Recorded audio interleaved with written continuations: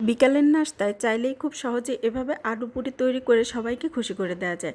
আর এই আলু পুরিগুলো খেতে কিন্তু হয় হোটেলের চেয়ে অনেক বেশি মজা আর অনেক বেশি খাস্তা। এই আলু পুরি তৈরি করার জন্য প্রথমে আমি 2 কাপ আটা নিয়েছি, স্বাদ মতো লবণ, 1 টেবিল চামচ চিনি আর 3 থেকে 4 টেবিল চামচ তেল দিয়ে খুব ভালোভাবে মেখে নিয়েছি। আর হাফ কাপ পানি খুব ভালোভাবে অ্যাড করে নিয়েছি, কয়েকবার করে মাখিয়ে নিয়ে সুন্দর একটা ডো তৈরি করে নিয়েছি আর ডোটাকে রেস্টে দিয়েছি। আর এখানে আলু, পেঁয়াজ, মরিচ ভর্তা করে নিয়েছি, সরিষার তেল মেখে খুব ভালোভাবে একটা ভর্তা করে নিয়েছি। আর এর মাঝে কিন্তু আমার ডোটা সেট হয়ে গিয়েছে। ডোটাকে এভাবে ছোট ছোট বেশ কয়েকটা গোল করে রুটি বেলে নিয়েছি।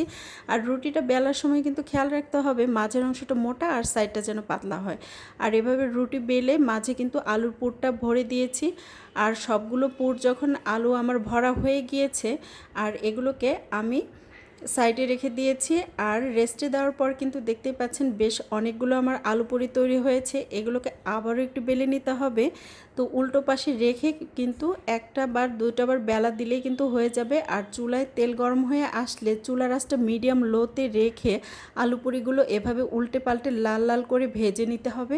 তো দেখতেই পাচ্ছেন বেশ ফুলকো ফুলকো আলু পুরি আমার তৈরি হয়ে গিয়েছে। আর এভাবে আলু পুরি বানালে হোটেলের চেয়ে অনেক বেশি মজা আর অনেক বেশি খাস্তা হয়ে থাকে। আশা করছি রেসিপি ভালো লেগেছে। রেসিপি ভালো লেগে থাকলে পেজটি ফলো দিয়ে রাখতে পারেন, চাইলে ইউটিউব থেকেও দেখে নিতে পারেন। আল্লাহ হাফেজ।